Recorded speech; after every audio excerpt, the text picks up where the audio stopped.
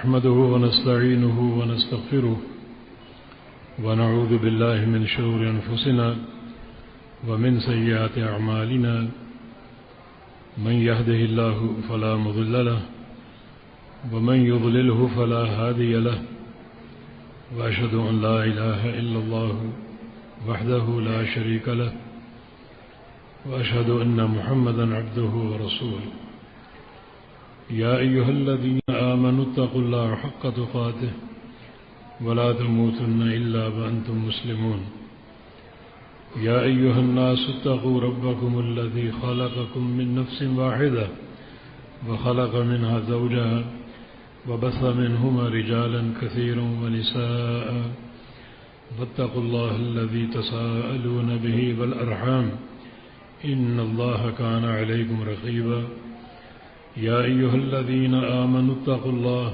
وقولوا قولا سديدا يصلح لكم أعمالكم ويغفر لكم ذنوبكم ومن يطع الله ورسوله فقد فاز فوزا عظيما أما بعد فإن خير الحديث كتاب الله وخير الهدي هدي محمد صلى الله تعالى عليه وسلم وشر الأمور محدثاتها وكل محدثة بدعة وكل بدعة ضلالة وكل ضلالة في النار من يطع الله ورسوله فقد رشد واهتدى ومن يعص الله ورسوله فقد ضل وغوى اللهم صل على محمد وعلى آل محمد كما صليت على إبراهيم وعلى آل إبراهيم إنك حميد مجيد اللهم بارك على محمد وعلى آل محمد كما باركت على إبراهيم وعلى آل إبراهيم إنك حميد مجيد سبحانك لا علم لنا إلا ما علمتنا إنك أنت العليم الحكيم رب اشرح لي صدري ويسر لي أمري واحلل عقدة من لساني يفقه قولي أعوذ بالله من الشيطان الرجيم من همزه ونفخه ونفسه بسم الله الرحمن الرحيم اقترب للناس حسابهم وهم في غفلة معرضون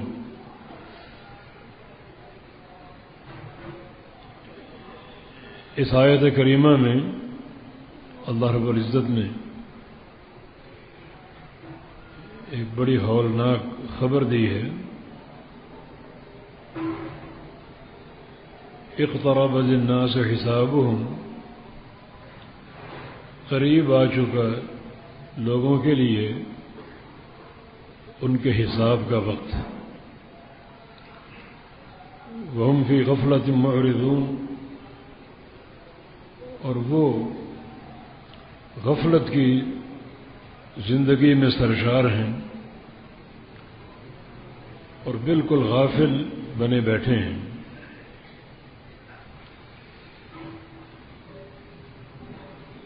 یوم حساب لوگوں کا قریب آ چکا ہے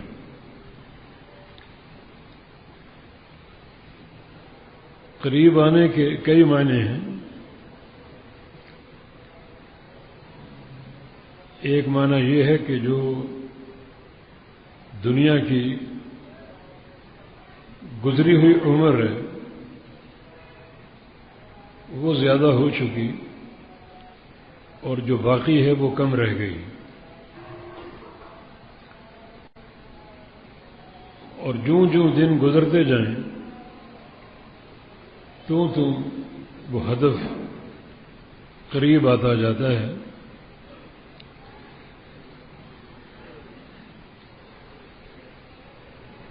اس آیت کریمہ سے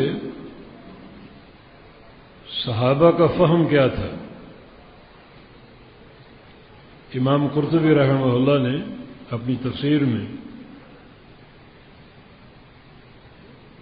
ایک صحابی کا چھوٹا سا قصہ نقل کیا ہے وہ اپنے گھر کی دیوار بنا رہے تھے ایک اور صحابی پاس سے گزرا، اس نے اس کو روک لیا اور پوچھا کہ رب تعالیٰ کا کوئی نیا حکم آیا ہے، کوئی نئی وحی نازل ہوئی ہے؟ کہا کہ ہاں، اور یہی آیت کریمہ تلاوت کی، اقترب للناس حسابهم وهم فی غفلۃ معرضون، کہ لوگوں کے لیے ان کا وقت حساب قریب آ چکا اور وہ غافل ہیں۔ تو اس صحابی نے بڑے افسوس کا اظہار کیا کہ اللہ تعالیٰ تو یہ بتا رہا ہے کہ ہمارا یوم حساب اور وقت حساب قریب آ چکا ہے، اور ہم گھروں کی دیواریں بنا رہے ہیں، دیوار وہیں چھوڑ دی اور اللہ تعالیٰ کے اس فرمان کو سامنے رکھتے ہوئے اپنی آخرت کے معاملے کی فکر کو اور بڑھا دیا۔ یعنی وہ یہ عمارتیں اور یہ دیواروں کی تعمیر بھی یوم حساب کی تیاری کے منافی سمجھا کرتے تھے۔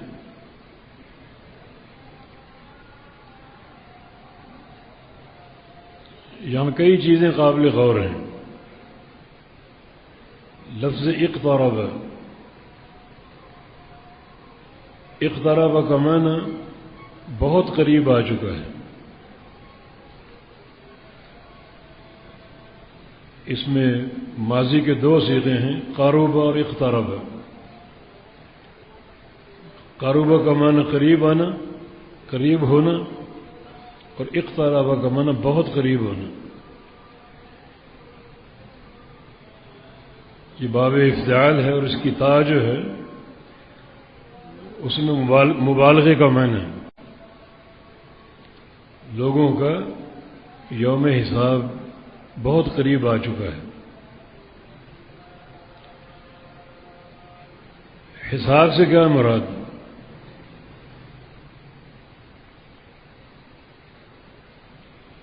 یہ بڑا ایک خوفناک معاملہ ہے۔ حساب کا معنی یہ کہ اللہ تعالیٰ نے جو کچھ دنیا میں دیا، یہ عمر دی، صحت دی، مال دیا، اولاد دی، فراغت دی، آسودگی اور تبنگری دی، رزق دیا، روزانہ کھانا کھلایا، لباس اور کپڑے مہیا کیے، اور آپ نے خوب عیش و عشرت کی زندگی گزار لی۔ اب ان سب چیزوں کا حساب باقی۔ یوم حساب جب آئے گا، اللہ رب العزت نے ان تمام چیزوں کا حساب لینا ہے۔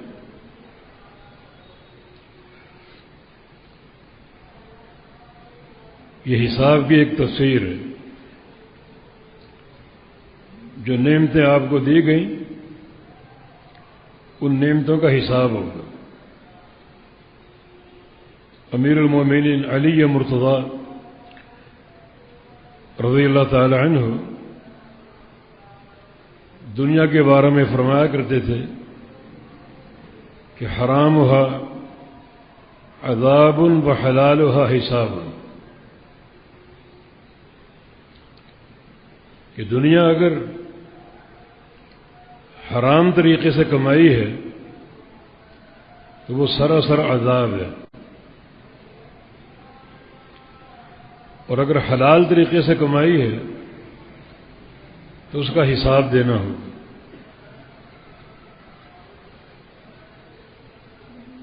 کون سا اس کا معاملہ ہے جو خیر کا باعث ہو؟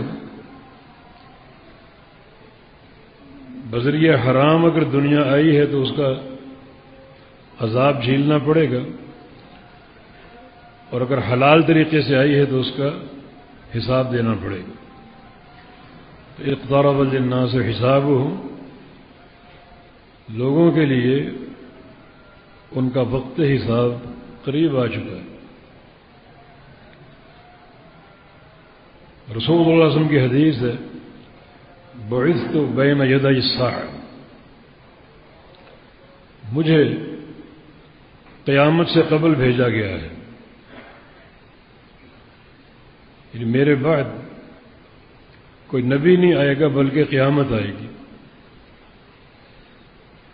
انبیاء سابقین انہوں نے اپنے بعد کسی نبی کی آمد کی خبر دی ہے، اور میرا دنیا میں آنا، میری بعثت، یہ قیامت کی نشانی ہے۔ اور اللہ رب العزت نے اس بات کو اور موقع کرنے کے لیے ایک نشانی دکھا بھی دی۔ بسم اللہ الرحمن الرحیم، اقتربت الساعۃ وانشق القمر،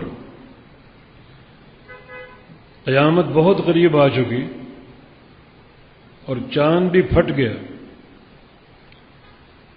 دو ٹکڑے ہو گئے۔ یہ ایک بڑی واضح نشانی تھی، علامت تھی نبی علیہ السلام کے صدق نبوت کی۔ بعض احادیث میں کفار قریش نے مطالبہ کیا تھا، ہم آپ کو تب مانیں جب آپ اپنے ہاتھ کے اشارے سے چاند کے دو ٹکڑے کر دیں۔ آپ چونکہ معجزات کے مالک نہیں ہیں، معجزے کا ظہور اللہ کے امر سے ہوتا ہے، نبی کے اختیار میں نہیں ہوتا۔ نبی کو معجزے کے ظہور کا علم بھی نہیں ہوتا۔ موسیٰ علیہ السلام نے عصا پھینکی، وہ اژدہا بن گیا اور ڈر کے بھاگ گئے، پتہ ہی نہیں تھا کہ یہ میری نبوت کی صداقت کی نشانی۔ آپ کی بیٹی فاطمہ رضی اللہ عنہا تھکاوٹ کا شکوہ کرتی ہیں، پانی دور سے لانا پڑتا ہے، کمر پہ گٹھے پڑ گئے ہیں، تھکاوٹ سے چور ہو جاتی ہوں، ایک غلام دے دیجیے۔ تو آپ فرما دیتے کہ پانی تو آپ کے گھر میں موجود ہے، جب پانی چاہیے ہو تو برتن میرے پاس لے کے آ جایا کرو۔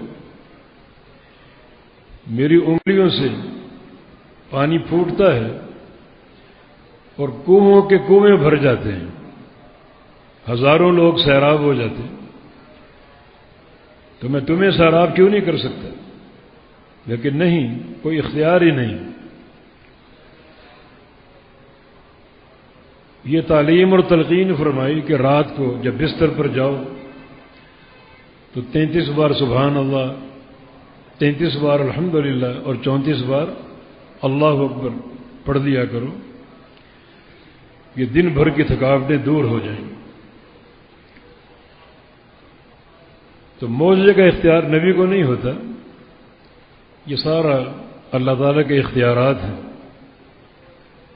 جب کفار قریش نے قبول اسلام کے لیے شق القمر کی شرط لگا دی کہ چاند دو ٹکڑے ہو جائیں، ہم آپ پر ایمان لے آئیں گے، اللہ تعالیٰ سے دعا کی، اللہ رب العزت نے چاند کے دو ٹکڑے فرما دیے آپ کے اشارے سے، اور پورا اہل مکہ نے دیکھا ایک ٹکڑا جبل ابی قبیس پر ہے اور دوسرا ٹکڑا جبل قویقعان پر، دو مکہ کے پہاڑ،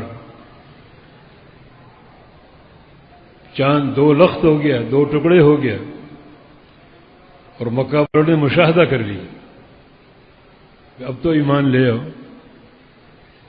لیکن نہیں، ان کی طغیانی سرکشی اپنے عروج پر تھی۔ یقول سحر مستمر، اس کو جادو کہا انہوں نے کہ محمد صلی اللہ علیہ وسلم نے ہماری آنکھوں پر جادو کر دیا ہے اور ہمیں یہ چاند 2 ٹکڑے دکھائی دیا۔ اللہ تعالیٰ کی حجت تمام ہو چکی تھی، مزید حجت کے تمام کے لیے کفار قریشی نے کہا کہ ہم تو مکہ میں تھے، ہماری آنکھوں پر جادو ہو گیا، جو لوگ سفر پہ گئے ہوئے تھے ان سے پوچھیں گے کہ تم نے یہ چاند کے 2 ٹکڑے دیکھے؟ ان کی آنکھوں پر جادو نہیں کیا ہوگا، جادو تو ہم اہل مکہ کی آنکھوں پر کیا۔ چنانچہ کچھ ہی عرصے کے بعد کچھ قافلے آئے باہر سے، تجارتی قافلے، ان سے پوچھا کہ آپ نے کوئی حادثہ دیکھا؟ کہا کہ ہاں فلاں رات ہم نے چاند کے 2 ٹکڑے دیکھے۔ اب تو حجت قائم ہو چکی، سفر سے آنے والوں اور ان قافلوں نے بھی شق القمر کی گواہی دی، لیکن انکار، تجبر، سرکشی اور طغیانی ان پر غالب تھے، پھر بھی اسلام قبول نہیں کیا۔ اللہ تعالیٰ کی حجت پوری طرح تمام ہو چکی تھی اور پھر بھی اسلام قبول نہیں کیا۔ تو قیامت کا انتہائی قریب ہونا اور اس قرب کو ظاہر کرنے کے لیے یہ نشانی شق القمر کی وہ بھی ظاہر ہو چکی۔ اس کا تقاضا یہی ہے کہ لوگ اپنے یوم الحساب کی، وقت حساب کی تیاری کریں۔ حساب کس چیز کا دینا ہے؟ دنیا کی نعمتوں کا۔ اللہ پاک نے جو رزق کی فراوانی دی، دولتیں اور خزانے دیے، ایک ایک چیز کا حساب ہوگا۔ اور پھر الذی خلق الموت والحیات لیبلوکم ایکم احسن عملا، اللہ رب العزت نے یہ موت و حیات کا نظام پیدا کیا ہے تاکہ احسن عمل کے تعلق سے تمہارا امتحان لے۔ حیات کیوں پیدا کی، زندگی کیوں دی؟ تاکہ تم اس زندگی میں احسن عمل کو اختیار کرو، سب سے اچھے عمل کو۔ تو پھر یہ زندگی قائم رہتی تاکہ احسن عمل جاری رہتے۔ پھر موت کیوں؟ موت اس احسن عمل کے امتحان کے لیے جو آپ کو وقفہ دیا ہم نے، 50 سال، 60 سال، 100 سال، یہ عمر کم نہیں ہے حق تک پہنچنے کے لیے اور حق کو اپنانے کے لیے۔ اب اس کا حساب باقی احسن عمل کا۔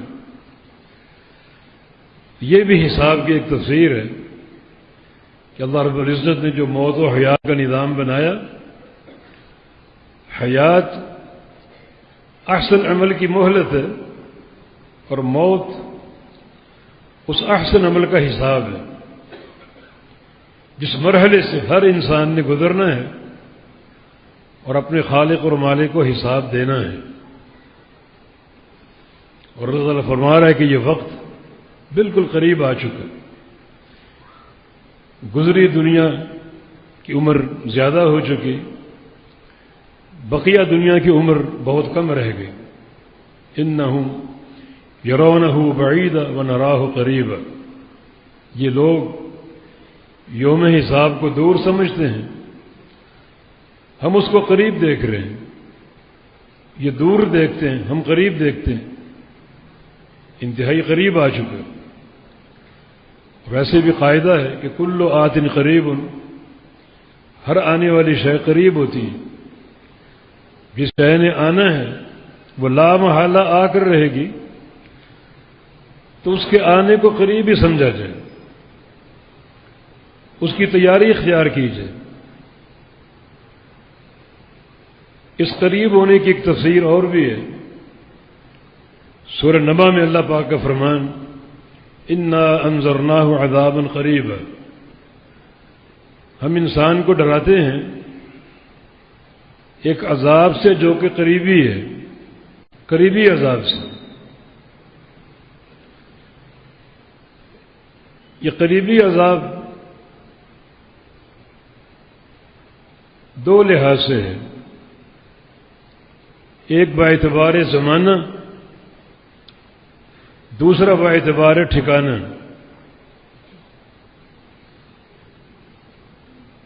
باعتبار زمانہ یہ عذاب قریب ہے، اس صورت میں عذاب کا معنی انسان کی موت۔ موت بھی تو قیامت ہے، من مات فقد قامت قیامتہ، جو بندہ مر جاتا ہے اس کی قیامت اسی وقت قائم ہو جاتی،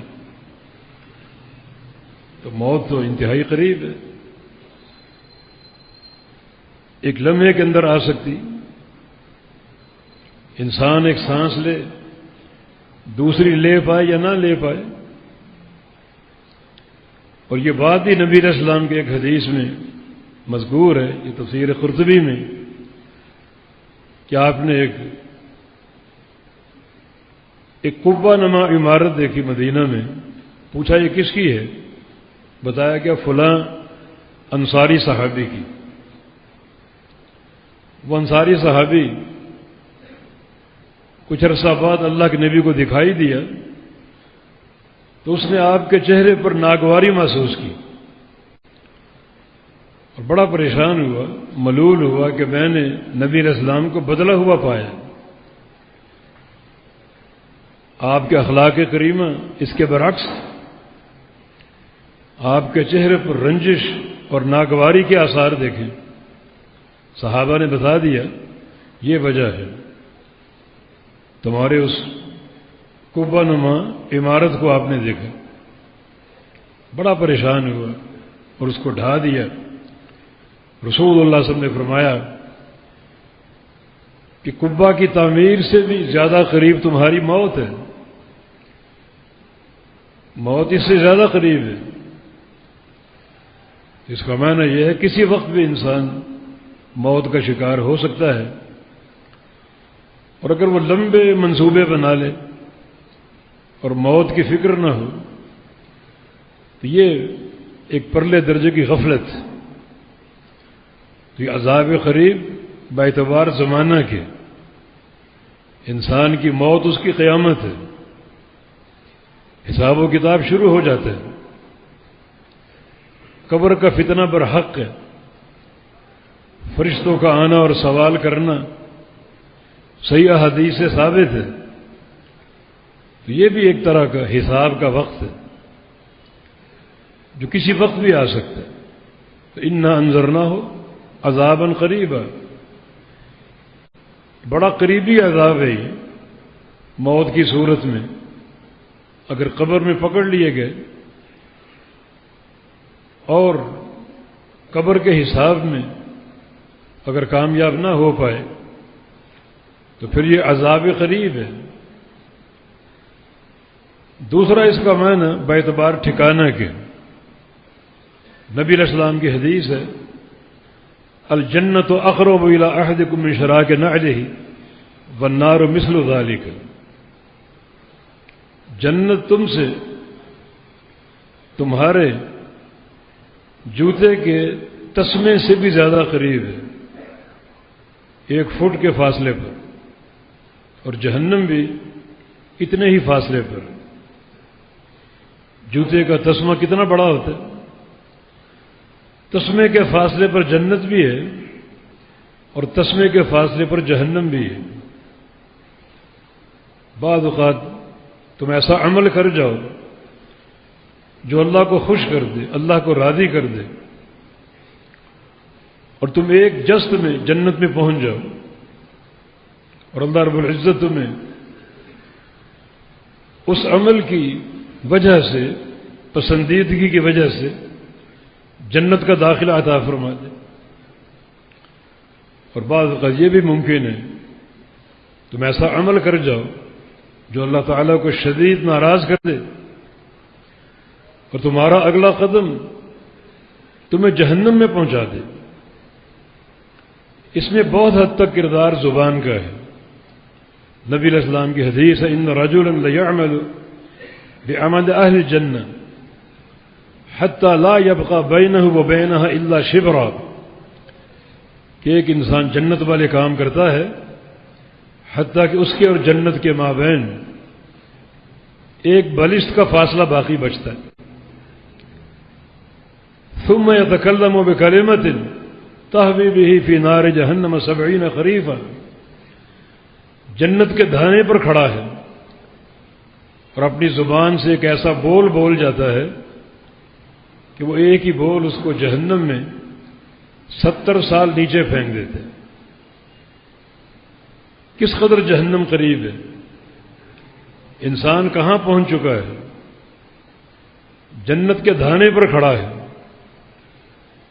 اور کسی ایک عمل اور کسی ایک نیکی کی بنا پر جنت میں داخل ہو سکتا ہے، لیکن زبان کا ایک ہی بول اس کے وہاں سے اٹھا کر جہنم کی طرف لاتا ہے اور 70 سال کی مسافت کے بقدر جہنم میں نیچے پھینک دیتے. ان رجل یتکلم بکلمۃ لا یلقی لها بالا یلقی اللہ علیہ ساخطہ الی یوم یلقاہ، ایک بندہ بے دہانی میں اسے پرواہ بھی نہیں ہوتی اور اپنی زبان سے کوئی بول اٹھتا ہے، کوئی جملہ ادا کر جاتا ہے اور اللہ اس ایک جملے کی بنا پر ایسا ناراض ہو جاتا ہے کہ اس پر اس دن تک لعنتیں برساتا ہے جس دن وہ بندہ اپنے رب سے جا کر ملے گا. قیامت تک لعنتیں برستی اس ایک بول کی بنا پر. یہ زبان کا معاملہ بہت ہی خطرناک، یہ ایک ایسا معاملہ ہے کہ بندہ جہنم کے بالکل دھانے پر کھڑا ہے اور ایک ہی بول کافی ہے اس کو جہنم میں گرانے کے لیے اور جہنم میں پہنچانے کے لیے. تو گویا اللہ کا عذاب ٹھکانے کے اعتبار سے بھی قریب ہے، جنت بھی 1 فٹ کے فاصلے پر ہے اور کوئی ایک نیکی اللہ کی رضا کا باعث ہو سکتی ہے. جیسے وہ نووارد جو مدینہ کی طرف آ رہا تھا بڑی تیز رفتاری کے ساتھ، نبی علیہ السلام کی نظر پڑ گئی، صحابہ بھی ساتھ تھے. فرمایا کہ یہ شخص جو آ رہا ہے اپنے اونٹ کو دوڑاتے ہوئے بڑی تیزی کے ساتھ، لگتا ہے اس کا کوئی اعلیٰ ہدف ہے. اتنی تیزی سے اونٹ کو دوڑانا کسی بہت ہی قیمتی اور اعلیٰ ہدف کے لیے ہوتا ہے، محض دنیا داری کے لیے نہیں. کأنہ یریدکم، لگتا ہے یہ ہمارے پاس آ رہا ہے ہمارے دین کے لیے اور طلب آخرت کے لیے. اور واقعی جب قریب پہنچا اور پوچھا گیا من این اقبلت، کہاں سے آئے ہو؟ تو کہتا اقبلت من اہلی و مالی و عشیرتی، میں اپنے اہل و عیال کو چھوڑ کر اور اپنے مال کو، تجارتوں کو اور پوری قوم قبیلے کو چھوڑ کر آ رہا ہوں. جانا کہاں ہے؟ ارید محمد صلی اللہ علیہ وسلم، اس شخصیت سے ملنا چاہتا ہوں جس کا نام محمد ابن عبداللہ صلی اللہ علیہ وسلم. فرمایا کہ میں محمد ہوں صلی اللہ علیہ وسلم، بڑا خوش ہوں اور کہا کہ میں فلاں علاقے سے آ رہا ہوں صرف ایک سوال کرنے کے لیے کہ اخبرنی بعمل اذا عملته دخلت الجنہ، اس بندے ٹکے عمل کی نشاندہی کر دیں جس کو اپنانے سے میں جنت حاصل کرنے میں کامیاب ہو جاؤں. تو آپ نے ارکان خمسہ کی تعلیم دی، اللہ کی توحید کی گواہی، رسالت کی گواہی، نماز قائم کرنا، زکوٰۃ اور رمضان کے روزے اور حج بیت اللہ. اس نے اس کا علم حاصل کیا اور کہا کہ میں جلدی میں ہوں، جا کر اپنی قوم کو بتانا چاہتا ہوں کہ اللہ کے سچے رسول سے مل کر آ رہا ہوں اور کامیابی کا راستہ لے کر آ رہا ہوں. مگر اس کی اونٹنی کا پاؤں الجھ گیا اور وہ گردن کے بل گر کر وہیں فوت ہو گیا۔ فرمایا کہ علیہ بالرجل، اس بندے کو میرے پاس لاؤ۔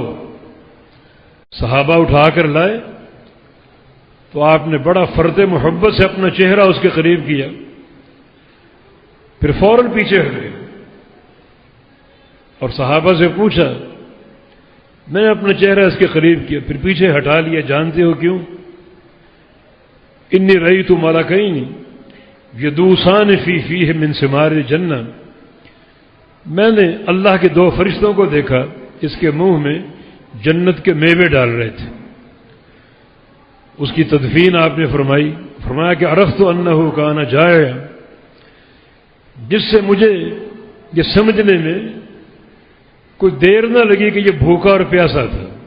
گھر سے نکلا اپنی قوم، قبیلے اور برادری کو چھوڑ کر، کھانے پینے کی ہوش نہیں، ایک ہی دھن سوار ہے، جلدی مدینہ آ جائے، فاصلے سمٹ جائیں اور اللہ کے پیارے حبیب سے مل لوں اور جنت کا راستہ معلوم کر لوں۔ بھوکا اور پیاسا رہا تو اللہ تعالی نے اس کی اس بھوک اور پیاس کی قدر کی۔ جو ہی اس کا انتقال ہوا، اللہ تعالی نے جنت کے میوے دے کر فرشتوں کو بھیج دیا۔ دیکھیں جنت کتنی قریب ہے۔ بندے کا عمل، بندے کا کردار جو اللہ کو راضی کر جائے، یقیناً اللہ تعالیٰ کے فیصلے اور نتیجے اس بندے کے بارے میں بڑے بہترین ثابت ہوتے ہیں۔ فوری جنت اور فوری اللہ کی رضا کے وعدے۔ اسی طرح جہنم بھی انتہائی قریب ہے، ایک قدم کے فاصلے پر۔ بعض اوقات ایک گناہ اتنا اللہ کی ناراضگی کا باعث بنتا ہے کہ اگلا قدم انسان کو جہنم میں داخل کر دیتا ہے۔ تو آج بڑے محتاط رہنے کی ضرورت ہے۔ رسول اللہ صلی اللہ علیہ وسلم نے اس آخری دور میں جس چیز سے سب سے زیادہ امت کو ڈرایا ہے، ان دعوت دینے والوں سے جو جہنم کے دروازوں پر کھڑے ہو کر دعوت دیتے ہیں۔ تماش بین نہ بنو کہ فلاں کو سنے اور فلاں کو سنے۔ جب بھی کسی اہل بدعت کو سنو گے، ایسے شخص کو سنو گے جس کا آپ کو تعارف ہی نہیں ہے، اس وقت شیطان کی شیطانیاں اپنے شباب پر ہوتی ہیں، اثر آپ کے دل میں داخل ہو سکتا ہے اور شیطان برغلا سکتا ہے آپ کو۔ وہ راستہ بڑا خطرناک ہو سکتا ہے۔ جب صحابہ نے پوچھا کہ ہم شر میں تھے، اللہ نے خیر دے دی آپ کی بعثت کی صورت میں، تو اس خیر کے بعد بھی شر آ سکتی؟ فرمایا کہ ہاں آئے گی۔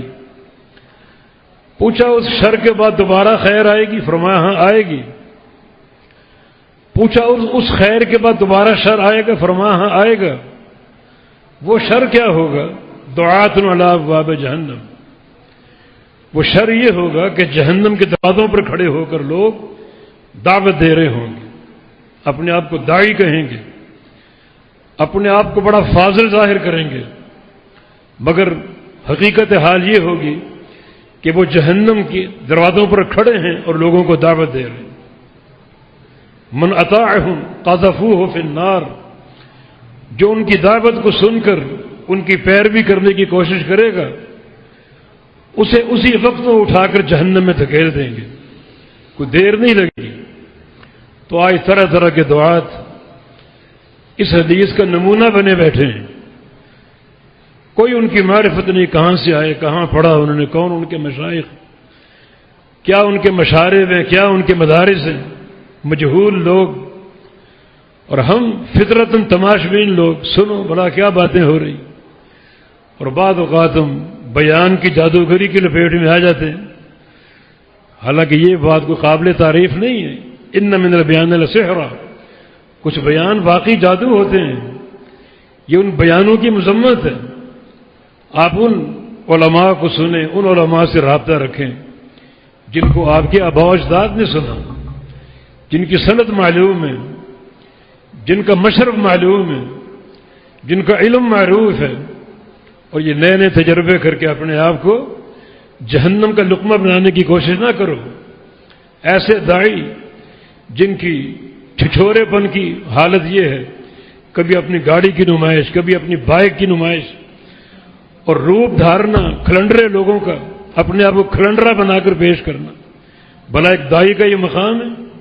دائی تو متمیز ہوتا ہے اپنے لباس کے اعتبار سے، وضاقتہ کے اعتبار سے، اپنے عقیدے کے اعتبار سے، اپنی دعوت کے اعتبار سے. اور دائی تو وہ ہوتا ہے جس کی دعوت کی پہلی اینٹ عقیدہ ہو، لوگوں کو شرک سے بچائے، لوگوں کو بدعت سے بچائے، اور شرک اور بدعت سے اس طرح بچائے کہ انتہائی ایک بھیانک انداز سے، خوفناک انداز سے. جیسے آپ کا بیٹا اگر کھیل رہا ہو، آپ اس کو نرمی سے سمجھائیں گے، بیٹا دیکھ کر کھیلنا، گر نہ جانا، زخمی نہ ہو جانا، دھیان سے کھیلنا. اور اگر آپ کا بیٹا ایسی جگہ کھیل رہا ہو جہاں ہزاروں وولٹ ننگی بجلی کی تار ننگی پڑی ہو، تو آپ کے سمجھانے کا عالم کیا ہوگا، تنبیہ کا عالم کیا ہوگا. شرک و بدعت جو ہے یہ ایک بجلی کی ایسی ننگی تار ہے جس میں یہ معاشرہ ملوث ہو رہا ہے. اور وہ دعات شرک و بدعت کے خلاف نہیں بلکہ میٹھی میٹھی کہانیاں سنا کر لوگوں کو سلانے کی اور اپنے گرویدہ کرنے کی کوشش کرتے ہیں. نبی علیہ السلام کا یہ فرمان بالکل صادق آ رہا ہے کہ جہنم کے دروازوں پر کھڑے ہو کر داعی دعوت دیں گے اور لوگوں کو بہکائیں گے اور پھسلائیں گے. واللہ المستعان. اللہ تعالیٰ ہمارا حامی و ناصر ہو. اللہ ہماری حفاظت فرمائے. اللہ ہمارے عقیدوں کی حفاظت فرمائے. اللہ ہم کو توحید پر قائم رکھے. اللہ اپنے پیارے پیغمبر کی سنت پر قائم رکھے. اللہ ہم کو شرک اور بدعت کی نحوستوں سے بچائے. اور اللہ تعالیٰ ہمیں توفیق دے کہ ہم انہی دعات کے ساتھ تعلق رکھیں جن کا سلسلہ سند اللہ کے پیارے پیغمبر تک پہنچتا ہے، جو نبی علیہ السلام کے شاگرد ہیں، اور ایک واسطے سے ان کا تعلق جبریل امین سے ہے، اللہ تعالیٰ سے ہے، کیونکہ نبی علیہ السلام کا استاد جبریل امین تھے اور جبریل امین کا استاد اللہ رب العزت تھا. فمن استمسک بالعروۃ الوثقی لا انفصام لها فقد استمسک بالعروۃ الوثقی لا انفصام لها. یہ ایک ایسا مضبوط سہارا ہے جو کبھی ٹوٹے گا